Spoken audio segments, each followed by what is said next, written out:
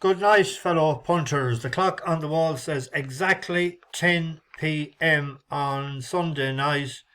Back about an hour and that from Croke Park. Great day's entertainment. It's great to be at two good matches and being a neutral. From a neutral county. I wasn't neutral as regards my Cullen. They had their chances. I thought the deciding factor was when Desi Keneally missed that point, or that chance of a point, to bring them back to within a point. They were 2 down at the time, and then the Northerners went 3 up, and then Peter Cook had a chance after that, but they didn't. They would have been getting back to within, to get level at that point, instead of getting back to within 1, which was, well, I know that they'll be very disappointed, but they had a good year. First time Connacht champions, so it was a bonus to be in this. Well, it's easy to say that, I suppose, but they'd like to have won. But it was a good day out, and we made a few pounds gambling as well. I had a good bet on Codda Horla yesterday. Got 3-1 and 11-4, and I went with 5-2 as well after that.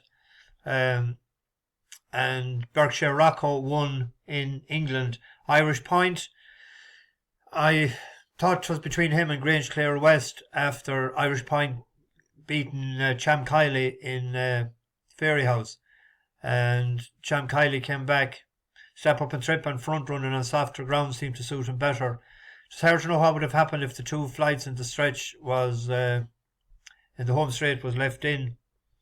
But I can't know. I didn't see the other race because my colour match started 3:30 to 20-4. I seen it wasn't even. I don't know did it fall or what. I didn't bother to look, but not a bad start at all for the end of the week or whatever. Anyway, there's a couple that I had in my mind for tomorrow, so I might as well put them up and get watching the NFL then. I had picked out Kilbrainey when he ran the last time to have a bet on him the next time out. I think he was 9-4 earlier. He had a good run the last time, I thought, in Musselburgh, and it was his first run from June after a break. But he ran on well to a gambled on winner, half shot. And he wasn't too busy on him actually that day towards the finish. And Sandy Thompson is an absolutely flying for him. The last 14 days, 8 winners, which is 40%, and 4 places as well. So the price is a bit shorter, but they'll iron themselves out in the morning. That's Kilbrainey, Sandy Thompson. Actually, that is a Class 5. Wasn't the last one a Class 4? It was, yeah. So he's down in grade. And the other one, I thought the 3 o'clock at Taunton Lady Adare. This is 4 for 4. First time in a handicap. It won a bumper first time out for Mickey Hammond. And then it was transferred or bought and won 3 out of 3. But when a bet Get a Tonic first time out and a bet Peerless Beauty, they're not too bad, but it's the only mare in the race. They're all geldings.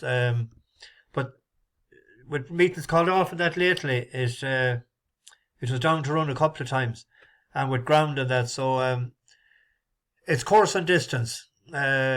So that is it opened up 5-2. It's gone into 15-8, 2-1. There's money for it. So I thought that had a decent chance. And there's one then in the bumper at Ayr for a yard that's going well. Isenay for Stuart Crawford. But this ran first time out in the Land Rover bumper. Now it finished.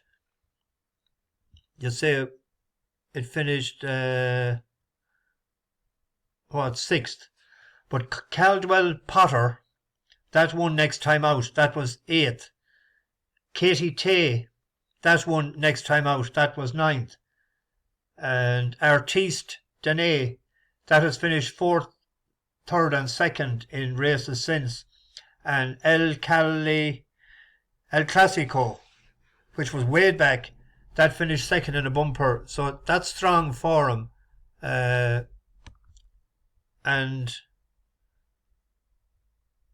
the yard going well, and the jockey is in flying for him. There have a lot of winners there lately. Well, let's see what the yard is in the last 14 days. 4 out of 22, that's 18% of 5 places, so he's nearly 50% in the money. There's a few that I thought had a chance tomorrow. I'll write them up in the description. What price is he now? Or she, I should say. No, it's a he. It is 9 to 4. There is a few pounds. What was he? Have a look. That's Lucinda's. Here. No, if that has progressed at all, it should have a good chance. There's also the Hunter's Chase in Taunton tomorrow. There's a couple of horses that I won money on a few times, but I'm not going to have a bet on it. But it'll be interesting to see how they run. And 2 S Pyramid, that used to be with Noel Mead. It's his first run for Archie Watson, and it's surprising that he goes straight into Hunter's Chase Company. Rated 135. I mean, if it ran at 135, getting £2 from the favourite, who's rated 123, like that's £12. That's a stone in the difference. And Machuca, that won me a few pound before, but he has fell last time. I think was that in Ballinrobe? Oh, it fell in Point. No, it's in Ballinrobe the day he ran shite. But there are 2 to just watch tomorrow to see where they're going. They may be lining them up for the Hunter's Chase at Cheltenham, particularly with Brodie Hampson riding for Archie Watson. 4 to 1, Machuca. Chuta Perry wasn't a bad old nag in his day. NFL, the Dolphins got into the playoffs there. I see they won 11-6. And the Buccaneers clinched their division. Now, someone that's more knowledgeable than me, can they answer this question? When was the last time that you won your division with a losing record? The Buccaneers were 8-9. They won the Super Bowl a couple of years ago with Tom Brady quarterbacking. The 4 teams in that division, piss poor, isn't it? 8-8, 7-10, 3 of them. But they're in the playoffs now. So the Chiefs won last night. They clinched home field advantage, number 1 seed, through the playoffs. They're 14-3. They're my choice. So we'll see how they go. I read some of the comments. Great stuff, lads. Keep them coming about the play in the NFL. We'll try and make a few pound off them. I forgot to do that bet today somebody put up, and I didn't check to see. Whoever put it up was a check to see how it went for the weekend. And we'll try and get them maybe next weekend. I always like to have a bet in the playoffs. Anyway, 10 past 10. It's time for me to shut up. Get to bed. Bash the bookies. Over and out.